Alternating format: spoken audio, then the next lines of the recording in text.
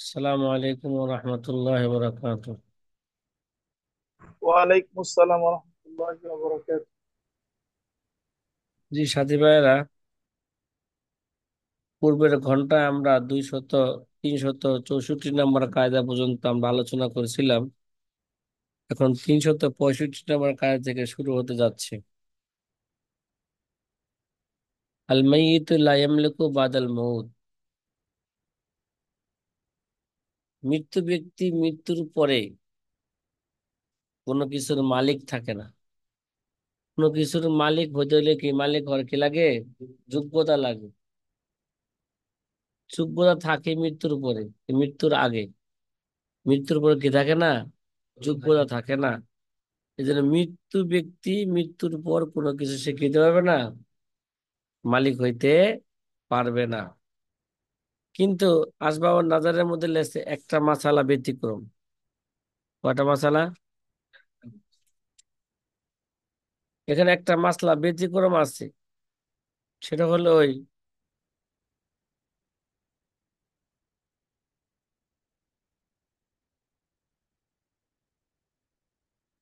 ব্যতিক্রম মাসালাটা হইলো, কোনো ব্যক্তি মনে করো ইন্তেকাল পূর্বেই কোন শিকারের একটা ফাঁদ পাতে। শিকার করার জন্য যদি কি করে, মনে করো একটা শিকার করার জন্য, পাখি শিকার করার জন্য একটা জাল পাচ্ছে। কি পাচ্ছে? জাল পাতার পরে সে ইন্তেকাল করছে। ঠিক আছে? তার ইন্তেকালের পরে কোনো পাখি সেই জালে কি গেছে, আটকে গেছে। তাহলে এরা মৃত্যু ব্যক্তির মালিকানা, এরা কি করা হবে? গণ্য করা হবে। এবং এর মধ্যে কি হবে? মিরাসও কি হবে? জারি হবে। কথা কি বুঝে আসতেছে? আসবাব নাজারের সরার মধ্যে এটা লেখা হয়েছে। এই একটা মাসলা কি ভাই, ব্যতিক্রম। আল মাইয়িতু লা ইয়ামলিকু বাদাল মউত। 366 কায়দা। আসলে এখানে আমরা সরহে উকুতুল্লাহ সুন্নাহ বলে আসছিলাম, এবাদতের ক্ষেত্রে আবু হানিফার কথাকে প্রাধান্য দেওয়া হবে। বিচারের ক্ষেত্রে আবু ইউসুফের কথাকে কি দেওয়া হবে? প্রাধান্য দেওয়া হবে। কিন্তু জাবিল আর হামের মিরাসের ক্ষেত্রে না মগা, জাবিল আর হাম, এগুলো আসাবুল ফারায়েজ আর আসাবা, এই ক্ষেত্রে না। এগুলো কি? জাবিল আর হাম। জাবিল আর হামের মাসালার মধ্যে যদি ইখতিলাফ হয়ে যায়, তাহলে এই জায়গায় ইমাম মোহাম্মদের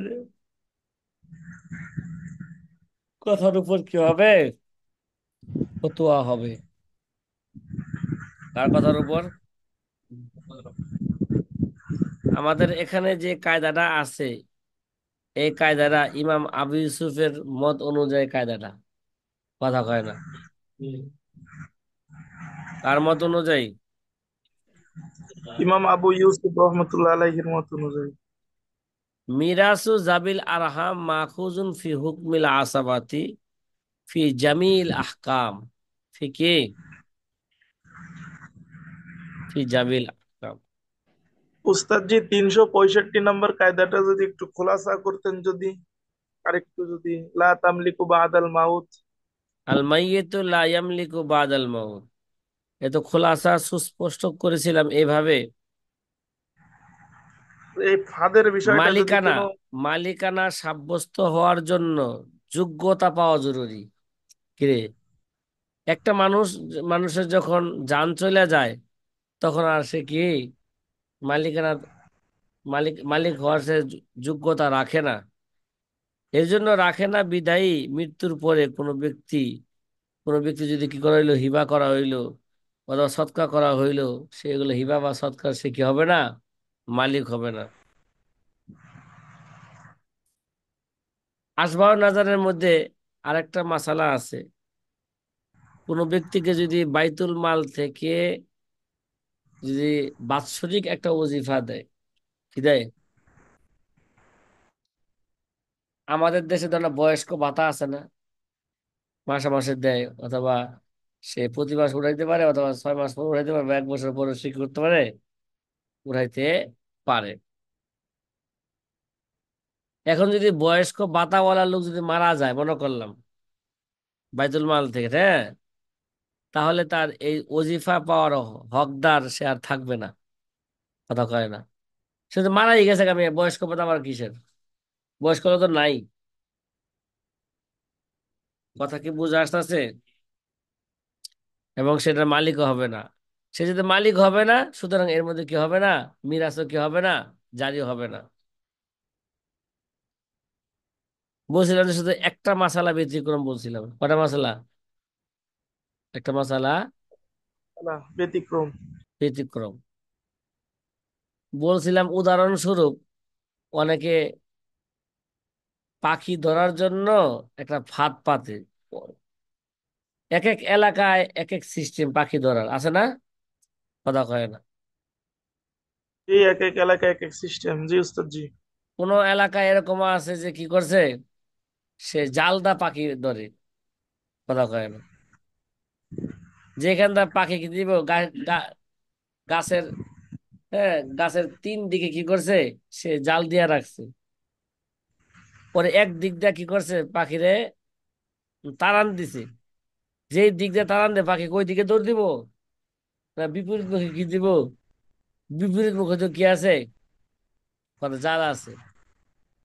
তাহলে এই যে একটা ফাঁদ, ফাঁদ করলো জাল ধরার, পাখি ধরার, ঠিক না? কোন ব্যক্তি এরকম একটা ফাঁদ রাখার পরে সে কি গেছে, মারা গেছে। এখন যদি ওই মারা যাওয়ার পরে, সহজে বুঝেন, আমাদের দেশে কারেন্ট জালের মাধ্যমে কি করা হয়, মাছ ধরা হয়। এক ব্যক্তি, আমরা তো আমরা এটা করতাম, ভোর সকালে ফজরের আগে জাল নেয়া পাইতে আইতাম, আবার 1-1.5 ঘন্টা পরে কি করতাম, যাই আবার টান দিতাম। আবার রাত্রে, রাত্রে জিলা মাছ ধরার জন্য রাত্রে কি করতাম, হ্যাঁ মিয়া সিদ্দিক ভাই, মুন্সিগঞ্জে কিন্তু কারেন্ট জাল আছে না? জি, কারেন্ট জাল আছে, দোয়ার, চায়না দোয়ার, এগুলা দিয়ে মারে। হ্যাঁ, মনে করেন আপনার উদাহরণ দিলাম। আপনি করছেন কি, আষাঢ়ের পরে জিলা মাছ খাইবেন, কই শিং খাইবেন। কই শিং সাধারণত দিনে পড়ে না, কি পড়ে, রাত্রে পড়ে বৃষ্টির সময়। এটা রাত্রে পড়ে। এই জন্য আপনি আষাঢ়ের পরে, আপনার কোনো কাজ নাই, ইমাম সাহেব মানুষ, আষাঢ়ের পরে জাল পাচ্ছে বিলে যায়, জাল পাইতে থুয়েছি। ইমাম সাহেব কিন্তু রাত্রে কি গেছে, জাল পাতার পরে রাত্রে মারা গেছে। কিন্তু মুসল্লি জানে যে ইমাম সাহেব কি করছে, জাল পাচ্ছিল। কথা কয় না। তাহলে এখন এই যে তার এন্তেকালের পরে জালের মধ্যে যদি মাছ ধরা পড়ে, তাহলে এই মাছের অধিকার তার অরিষ্ট হবে, ইমাম সাহেবের। কথা কি বোঝা আসতেছে? তার মানে ইমাম সাহেবের মালিক হবে, মালিক হয়ে হয়তো সে তো আর নাই, এই জন্য তার অরিষ্ট কি হবে, বাচ্চা কাচ্চা রেখে গেছে, বউ রেখে গেছে, এই মাছের অধিকার কাদের থাকবো, অরিশদের থাকবে, মুসল্লিদের থাকবে না। কথা বোঝা আসতেছে? ইমাম জি সাহেব হুজুর, আলহামদুলিল্লাহ। জি আলহামদুলিল্লাহ উস্তাদ জি। ইমাম সাহেব গুলো তো আমার আর পাইলেন না, তাহলে আমার মাঝে হালাইলেন না। ঠিক আছে উস্তাদ জি। বিবাহ করি নাই তো, এখন সল সল মরে গেলে সমস্যা ও, পাবে কি? বিবাহ না করলে কি হয়েছে, আপনার অরিসা থাকবো না? বাবা থাকবো, মা থাকবো, ভাই থাকবো, বোন থাকবো, এরা অরিস না? কথা কয় না।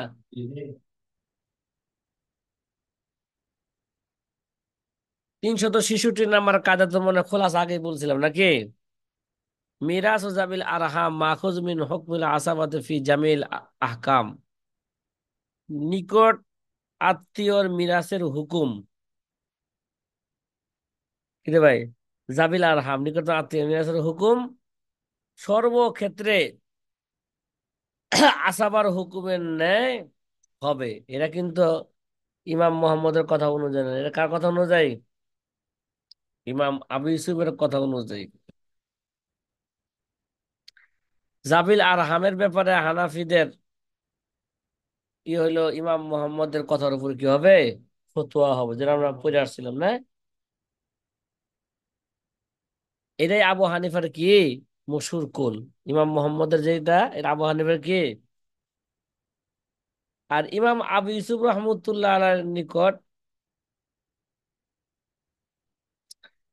যে জাবিল আরহামের মাঝে যে কি হবে, তাকসিম হবে,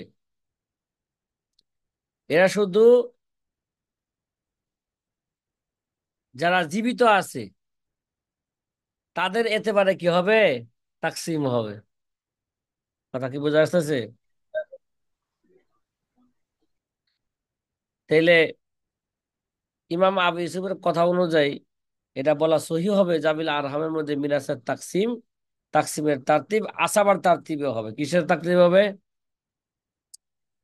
আসাবার কি হবে, আসাবাদ আছে, এই তারতিবে কিছু কি হবে, মিরাজ বন্টন হবে। তাহলে এখানে যে কায়দাটা বলা হয়েছে ইমাম আবু ইউসুফের কথা অনুযায়ী, ইমাম মোহাম্মদের কি নয়, কথা অনুযায়ী কায়দাটা নয়। ইমাম মোহাম্মদের কথা অনুযায়ী কায়দা কোনটা? জাবিল আরহামের মাসালার ক্ষেত্রে কি হবে, ইমাম মোহাম্মদের কথা অনুযায়ী ফতোয়া মানে তিনি জেহাদ অনুযায়ী আবদান হিসাবে নয়, সে কি করে, সে জেহাদে উসুলের কি করে ধর্তব্য।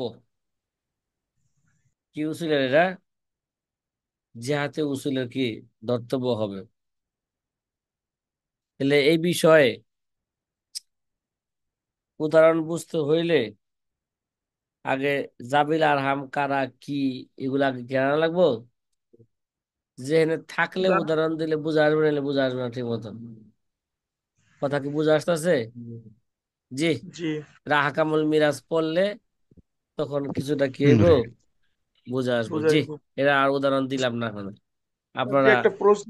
দিয়া উস্তাদ জি, নিয়েন। আমার একটা না, আপনার প্রশ্নের জবাব এখন আর শুনতে রাজি না।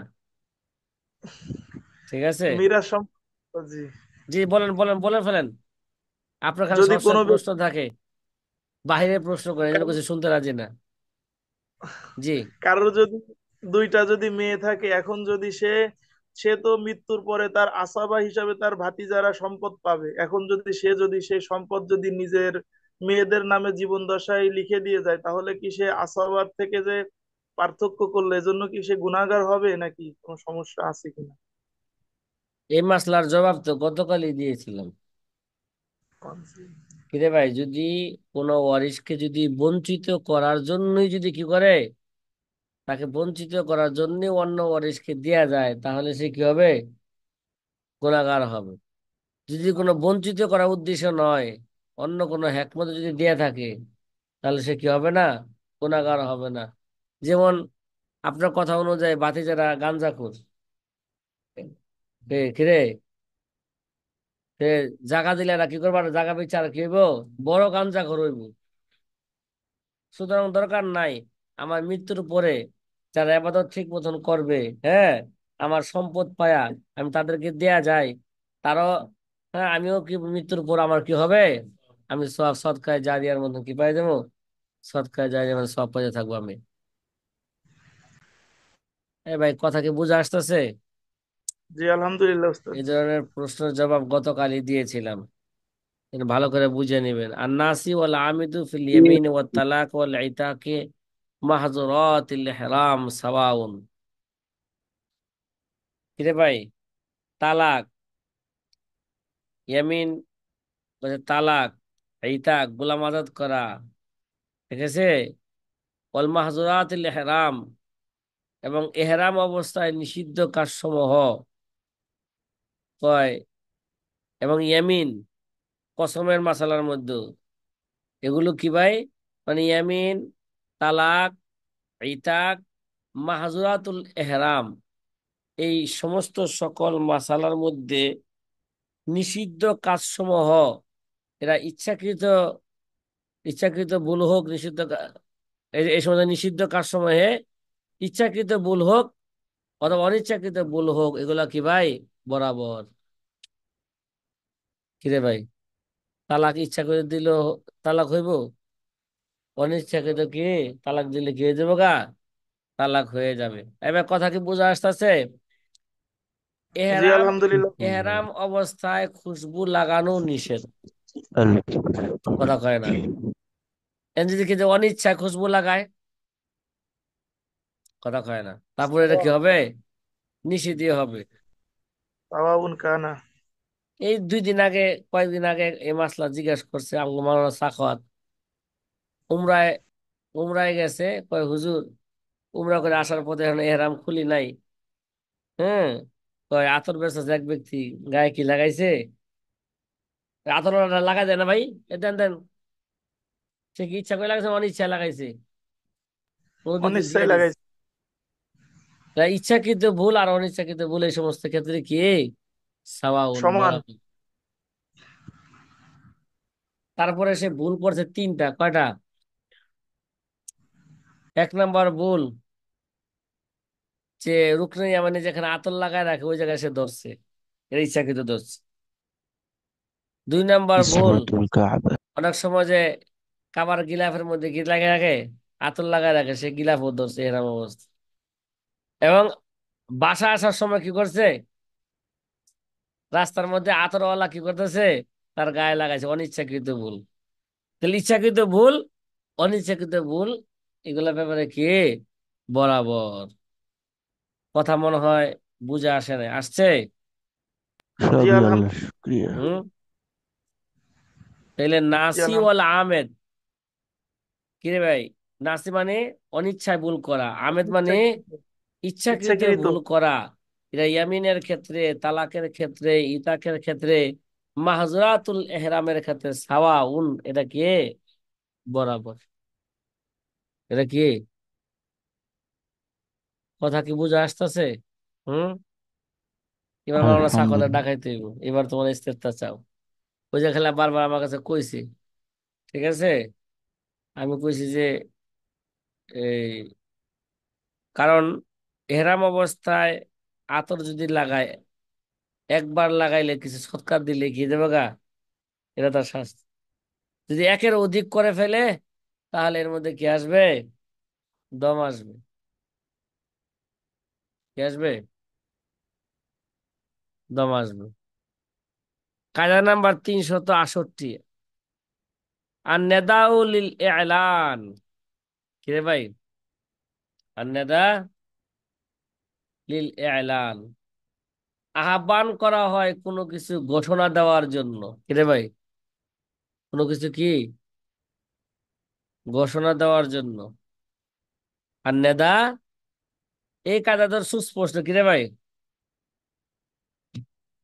আহ্বান দ্বারা কোনো হুকুম সাব্যস্ত নিঃসন্দেহে হয় রাশিদ না। কাফি। আর নেদা লিল এলান, আহ্বান করা হয় শুধু কি কোনো কোনো কিছু ঘোষণা দেওয়ার জন্য। সুতরাং আহ্বান দ্বারা কোনো হুকুম কি হবে না, সাব্যস্ত হবে না। সাব্যস্ত হবে না। কি হবে না? সাব্যস্ত হবে না। যেমন, এই মিয়া, কোনো ব্যক্তি তার পিতাকে বলল, হে কাফের। কে? হে কাফের। তাহলে এই সে কাফের কইলে কি, সে যদি কাফের কইল, তার মানে কি? বাবা কাফের, ছেলে কি মুসলমান, কি সম্পদ পাবে? বাস্তব যদি কি হইতো, একজনের মুসলমান একজনের কি কাফের, সম্পদ পাইতো? তাহলে এই জায়গাও কি, বাবাকে যদি, ছেলে যদি কি বলে থাকে আমরা কাফের, তাহলে দিল সম্পদ, সন্তান সম্পদ থেকে কি হবে না, এটা এই নেদার কারণে কি হয়ে যাবো না, বঞ্চিত হয়ে যাবে না। আর নেদা আলিল এলান, নেদা কিসের জন্য? শুধু এলানের জন্য, শরঈ কোনো হুকুম সাব্যস্ত করার জন্য নয়। এর দ্বারা শরঈ কোনো হুকুম কি হবে না, কথা কয় না, হুকুম সাব্যস্ত হবে না। এবার কথা বুঝে আসছে? হুম। আরো অনেক উদাহরণ আছে এরকম, কথা কয় না। কে যদি আর উদাহরণ না দিলে। স্ত্রীকে বলল, হে কাফেরা, কি বললো? হে কাফের। তাহলে এরা বললেই, কাফের বললেই স্ত্রী কি হয়ে যাবো না, কাফের হয়ে যাবো না? আর কাফের হলে তো স্বামী স্ত্রীর মাঝে কি হয়ে যাবো গা, বিয়ে। তাহলে তার মানে স্ত্রীকে কাফের বললে কি হবে না, স্বামী স্ত্রীর সম্পর্ক কি হবে না, নষ্ট হবে না। কারণ নেয়াদা তো শুধু এলানের জন্য, শরীরে হুকুম সাব্যস্ত করার জন্য নয়। সাথী ভাই, কথা কি বোঝা আসতেছে? নিঃসন্দেহে। তাহলে সামনে চলি 369 নাম্বার কায়দা। আর নসব বাদা সুবুতিহি লা ইয়াহতামিলুন নকজা। বংশ পরিচয় একবার প্রমাণিত হলে তার কি হয় না, বাতিল হয় না। কিরে ভাই, বংশ পরিচয় কি একবার যদি সাব্যস্ত হয়ে যায়, সেই বংশ পরিচয় আর কি হবে না, বাতিল হবে না।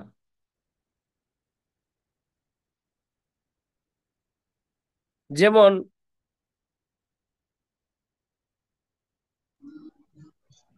দুই ব্যক্তির একটা কি আছে, দাসী আছে। কয় ব্যক্তির দাসী? মানে দুইজনে মিল্লা কি কিনছে, একটা দাসী প্রয়োগ করছে। এখন দাসী যদি বাচ্চা জন্ম দেয়, তাহলে বাচ্চার নসব কার থেকে প্রমাণিত হইব? কথা কয় না। তার মানে দুজনের মালিক ছিল একটা দাসীর। তাহলে কার প্রোডাকশনে এই বাচ্চা দাসীর পেটে আসলো, জানা মুশকিল না? কথা কয় না। জি জানা উস্তাদ তো জি, মুশকিল। মুশকিল। ভাগ করে নিলে মুশকিল নয়। এখন যদি দুইজনই একসাথে বাচ্চার পিতা হওয়ার দাবি করে, তাহলে দুইজনই কি করছে, একসাথে দাবি করছে, তাহলে দুইজনেরই থেকেই কি হবে, এটা নসব প্রমাণিত হবে।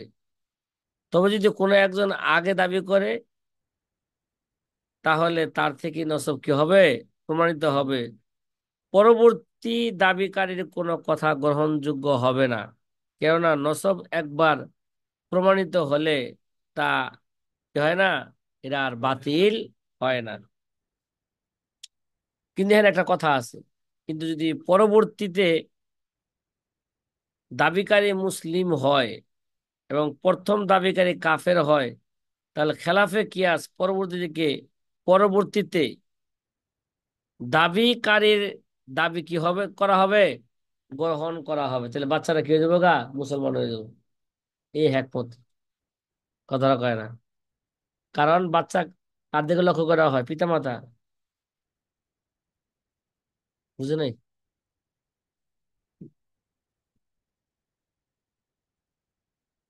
ভাই বুঝা আসছে আবুল হাসান সিদ্দিকী ভাই? উস্তাদ অন্যসব জি, জি উস্তাদ জি। বাদা সুবুতিহি লা ইয়াহতামিলুন নাকজা। কিন্তু একটা মাসলার মধ্যে কি আছে, ব্যতিক্রম আছে। হ্যাঁ মা উস্তাদ দিয়ে। জি, দাসী যদি ভাগ করে নিত, উপরের জন একজন, নিচের টুকু একজন, তাইলে তো সমস্যা থাকতো না। বুঝি নাই, বুঝি নাই। দাসী যদি ভাগ করে নিত তাইলে তো কোনো সমস্যা থাকতো না, উপরের অংশ একজনের, নিচের অংশ একজনের। মিয়া মজা লইতেছেন না, আর সময় কাটাইতেছেন? নাউজুবিল্লাহ। কে?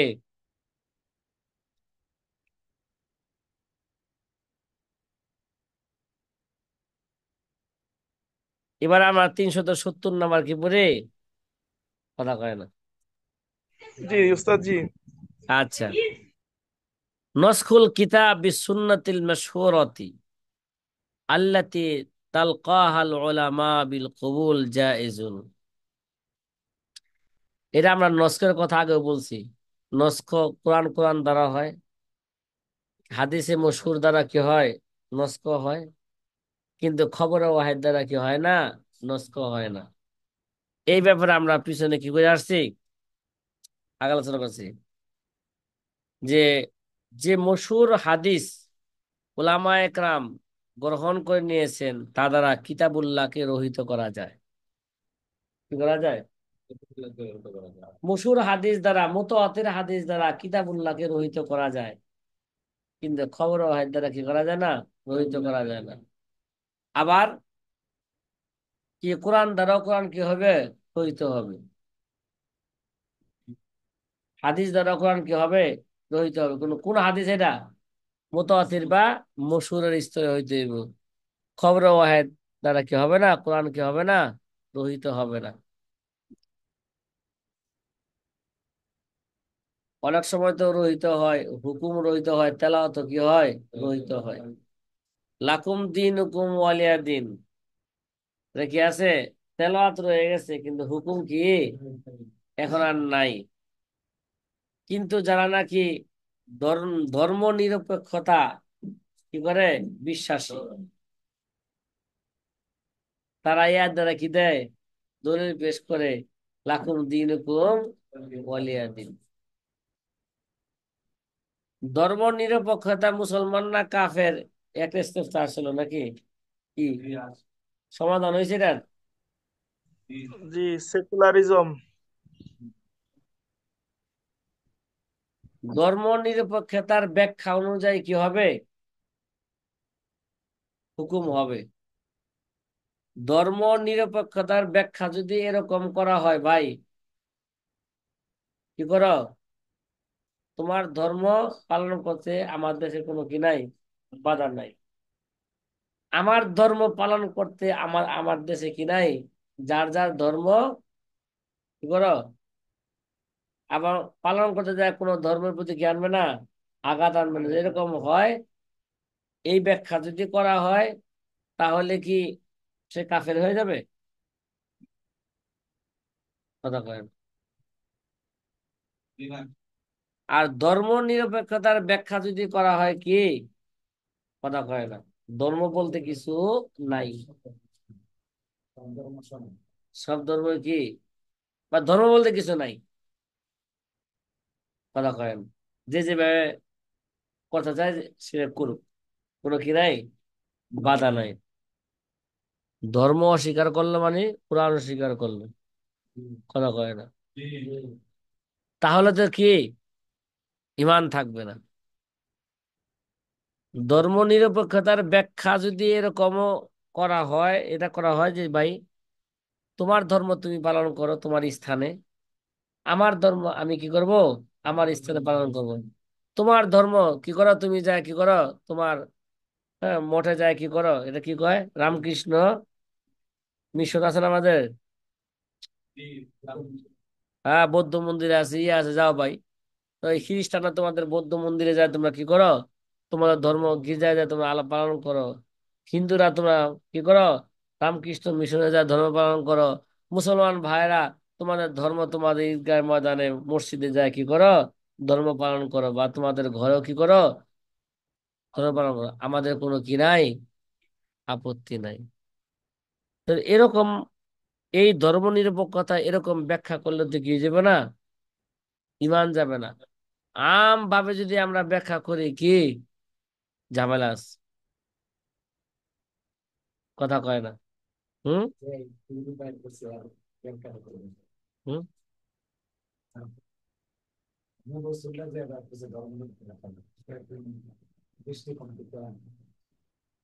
এই জন্য বললাম, কথা কয় না। এক একজনের যদি কি হয়ে থাকে, কারো ব্যাখ্যা যদি এরকম হয়, ধর্মনিরপেক্ষতা বলতে কি বোঝায়, যদি বলে যে ধর্মনিরপেক্ষতা মানে ভাই আমি আমার ধর্ম নিয়ে আমি আছি, তোমার ধর্ম নিয়ে কি আছো, তুমি আছো, এই ব্যাখ্যা যদি করা হয়। আরেকটা ব্যাখ্যা হলো ধর্মনিরপেক্ষতা মানে আমি কোনো দলে কোনো ধর্মই নাই, কথা কয় না, কয় আমি কোন দলে নাই, আমি বিএনপি করি না, আমি করি না, আর আমি কোনো ঝগড়ায়ও নাই, কোন দল, হ্যাঁ, পাবলিক। ঠিক আছে। রাজনীতি হিসাবে কোন দলে নাই, এরা হয়ে চলবো না। তোমার আওয়ামী লীগ, তুমি মুসলমান হিসাবে আল্লাহর জমিনে আল্লাহর আইন বাস্তবায়ন করার জন্য তোমার কি করতে হবে, ইসলামী দলকে তোমার সমর্থন দিয়ে যাইতে হবে, কথা কি, ঠিক আছে। লাকুম দিনুকুম ওয়ালিয়া দিন, ধর্ম নিরপেক্ষতা যে এরা যে বর্তমান যারা যে ব্যাখ্যা দেয়, এরা শেষ হয়ে গেছে গা। কি হয়েছে গা, এরা ইসলামের শুরুতে ছিল, এখন আর কি নাই, এখন আর ধর্ম নিরপেক্ষতা নাই। এখন আল্লাহর জমিনে আল্লাহর কথা আল্লাহর বিধানের উপর চলতেই হবে। যদি না চলো আর অরাজকতা সৃষ্টি করো, তাহলে তাদের বিরুদ্ধে জেহাদের ঘোষণা দিয়া হয়তো তলোয়ার নিচে আসবে না, ইসলামের নিচে আসবে। কথা কয় না। কথা কি বুঝা আসতেছে? হুম। হাই রে, এটা যদি মামুন সাহেব কইতো রে, কি যে চিল্লান না দিত, গলাটা ফাটা লাইতো। ঠিক। জি উস্তাদ জি। চলো এবার, এই সমস্ত কথা আসলো কেন? কথা কয় না। ওই লাকুম দিনে কুমালিয়া দিন থেকে আইছে নাকি? আচ্ছা, যাক, ঘুম তো ভাঙছে মাহাদির। ঠিক আছে। 371 কায়দা শুরু হতে যাচ্ছে। কত নাম্বার? যে 300 আন্নসু আকওয়া মিনাল উরফি, নস সামাজিক প্রচলন অপেক্ষায় শক্তিশালী। রাগও বুঝে আসছে আমরা। যদি ওরফ যদি কি হয়, নসের খেলাফ হয়, ওই ওরফ কি হবে না, গ্রহণযোগ্য হবে না। নসে সুদ ঘুষকে হারাম করছে। এখন তো সামাজিক ভাবে কি হয়েছে গা, সুদ ঘুষ ব্যাপক প্রচলন হয়ে গেছে গা। এই কারণে সুদ ঘুষ কি হবে না, হালাল হবে না। নসই কি হবে, নস ওরফে হচ্ছে কি, আকোয়া, শক্তিশালী। কথা মনে হয় বুঝে আসছে না? ওরফ জি নিয়ে আর আলোচনা আলহামদুলিল্লাহ করতে উস্তাদ। চাচ্ছি না। 372 কায়দা। কত নাম্বার? আন-নসসু ইয়াহতাজু ইলা তা'লিল বিহুকমি গায়রিহি লা বিহুকমি নাফসিহি, লা বিহুকমি নাফসিহি। কোরআন হাদিস নির্ধারিত বিষয় ছাড়া অন্য বিষয় প্রমাণ করতে উপযুক্ত কারণের মুখাপেক্ষী। কি ভাই? কোরআন হাদিস নির্ধারিত বিষয় ছাড়া অন্য বিষয় প্রমাণ করতে উপযুক্ত কারণের কি হবে, মুখাপেক্ষি হবে, কিন্তু নির্ধারিত বিষয় প্রমাণ করতে কোনো কারণের প্রয়োজন হবে না। কি হবে না? কোরআন হাদিস আর নসু, মানে নস তার মানে কোরআন হাদিস। নস কোরআন হইতে পারে, হাদিস হইতে পারে। ইহতাজু ইলা তালিল বিহুকমে গাইরিহি, মানে অন্য বিষয় প্রমাণ করতে উপযুক্ত কি লাগবে, কারণের সে মুখাপেক্ষী হবে, তালিলের মুখাপেক্ষী হবে। কিন্তু নির্ধারিত বিষয় প্রমাণ করতে কোনো তালিলের কি হবে না, কারণের মুখাপেক্ষী সে হবে না, কারণের প্রয়োজন হবে না। এর একটা উদাহরণ আমরা এইভাবে দিতে পারি। যে বিষয়ে নস অবতীর্ণ হয়েছে সে বিষয়ে প্রমাণ করতে কোনো কারণের প্রয়োজন নয়, কিন্তু অন্য কোনো বিষয়ে এই হুকুম কার্যকর করতে কারণের কি হবে, প্রয়োজন হবে। যেমন হাদিসে বর্ণিত 6টি বস্তুতে, ভাই, রিবাল কোরআন, একটা রিবাল হাদিস। একটা কি রে ভাই, রিবাল কোরআন, একটা কি, রিবাল হাদিস। রিবাল কোরআন কোনটা? কথা কয় না। সরাসরি টাকা দেয়া কি নেওয়া, সুদ নেওয়া। ঠিক না? এটা রিবাল, মানে করজ দেয়া কি নেওয়া, সুদ নেওয়া, রিবাল কোরআন। রিবাল হাদিস মানে ব্যবসায়ের মধ্যে কি হওয়া,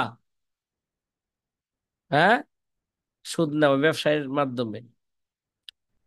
যেমন হাদিসে 6টি বস্তুতে কম বেশ লেনদেন করা হারাম হওয়ার জন্য কোনো প্রয়োজন, হারাম হওয়ার ক্ষেত্রে কোনো প্রয়োজনে কোনো কি নাই, কোনো কারণের প্রয়োজন নাই। আর জাহাব বিল জাহাবে অল ফিজ্জাতু বিল ফিজ্জাতি, এগুলোর মধ্যে যদি কি হয়ে থাকে, তাহলে আল অল ফজলু রিবা। কথা কয় না। এই 6 জিনিস ছাড়া অন্য জিনিসের মধ্যে যদি সুদকে যদি কি করতে হয়, প্রমাণ করতে হয়, তাহলে কারণ বর্ণনা করতে হবে। কি বলতে হবে? আবু হানিফা রহমতুল্লাহ আলাই 6 জিনিস ছাড়া অন্য জিনিসের সুদ হওয়া না হওয়ার ক্ষেত্রে একটা কারণ বর্ণনা করছেন। সেটা কি? কদর মাল জেন্স। কি? এই কদর মাল জেন্স, যে জিনিসের মধ্যে পাওয়া যাবে সেখানে কম বেশ করলেই এটা সুদ হবে। কদর মাল জেন্স পাওয়া গেলে যদি সমান সমান করে তাহলে কি হবে না? সুদ হবে না। কথা মনে হয় বুঝাইতে পারলাম না, পারছি এবার? হ্যাঁ, জি। আব্দুল হাফিজ ভাই? জি হযরত, বুঝতে পারছি আলহামদুলিল্লাহ। আলহামদুলিল্লাহ। যদি হয়ে থাকে তাহলে এই এই কায়দা, এই সামনে। ধরনের এই মাফহুমের কায়দা মনে হয় পিছনেও গেছে নাকি? গেছে না? জি। জি yes। তাহলে এবার কত নম্বর কায়দা শুরু হবে? 373 নাম্বার কি হতে শুরু হতে যাচ্ছে। সময় হাতে একেবারেই অল্প, তারপরের দিকে চেষ্টা করি। আর নি'মাতু বিকদরিন নাকমাতি ওয়ান নাকমাতু বিকদরিন নি'মাতি। আর নি'মাতু বিকদরিন নাকমা, পরিশ্রম অনুযায়ী কি হবে? বিনিময় আসবে, নিয়ামত আসবে। আর নি'মাতু কি রে ভাই? বিনিময় আসবে কি অনুযায়ী? বিকদরিন নাকমা, পরিশ্রম অনুযায়ী। ওয়ান নাকমাতু বিকদরিন নি'মা, এবং বিনিময় অনুযায়ী পরিশ্রম হবে। যেমন টাকা দিবা ওরকম কি হবে? পরিশ্রম হবে। এটা পিছনে আমাদের একটা কায়দা গেছে, 195 কায়দার এরা কি মুরাদিফ কায়দা। 195 নম্বর কায়দা কি গেছে বলতে পারবো আমরা? কথা কয় না। আল গরম বিল গুনমি, উপভোগ অনুযায়ী ক্ষতিপূরণ আসবে। কি আসবে? উপভোগ অনুযায়ী কি আসবে? ক্ষতিপূরণ আসবে। তাহলে শরিকানা বস্তুর লাভ লোকসান, নির্মাণ মেরামত ইত্যাদি সকল ক্ষেত্রে প্রত্যেকের নিজ নিজ মালিকানার অংশ অনুযায়ী কি করবে? বহন করবে। তাহলে পরিশ্রম অনুযায়ী বিনিময় আসবে, বিনিময় অনুযায়ী কি আসবে? পরিশ্রম হবে। 195 কায়দারে কি একটা মুরাদিফ কায়দা। যেমন মনে করেন কোন শ্রমিক যদি চুক্তি ছাড়া কাজ করে, তাহলে ততটুকুই সে বিনিময় পাবে যতটুকু সে কাজ করেছে। কথা কয় না? চুক্তি ছাড়া কাজ করছে, তাহলে যতটুকু কাজ করছে ততটুকু কিভাবে সে বিনিময় পাবে। তবে পারস্পরিক সন্তোষের চিত্রে যদি কিছু কম বেশ করে, তাহলে সেটা কি ভাই? ভিন্ন কথা। তাই না? আমাদের দেশে একটা কথা আছে, ওই নিজের পাশা যদি নিজে কাশি দেওয়া পারে, কারো আসা যায় না। কি রে? নিজের পাশা যদি কি করে নিজের কাশি দেয় পারে, তাহলে কারো কি আসে? কারো আসে যায় না।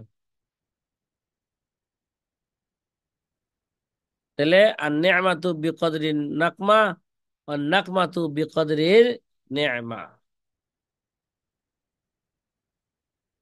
কায়দা নামার ভাই, কায়দা বুঝে আসছে না আমাদের? না সামনে চলবো? কথা বলে না।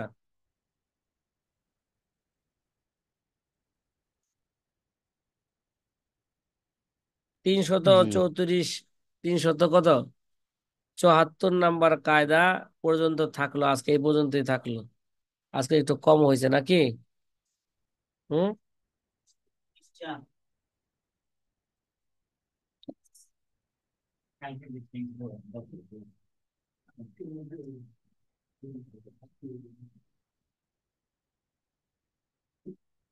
ঠিক আছে, আজকে এই পর্যন্তই থাকলো, ঘন্টা ইনশাআল্লাহ। জি ইনশাআল্লাহ। ইনশাআল্লাহ। আসসালামু আলাইকুম ওয়া রাহমাতুল্লাহি ওয়া বারাকাতুহু। ওয়ালাইকুম আসসালাম ওয়ালাইকুম ওয়া আসসালাম রাহমাতুল্লাহ। ওয়া বারাকাতুহু।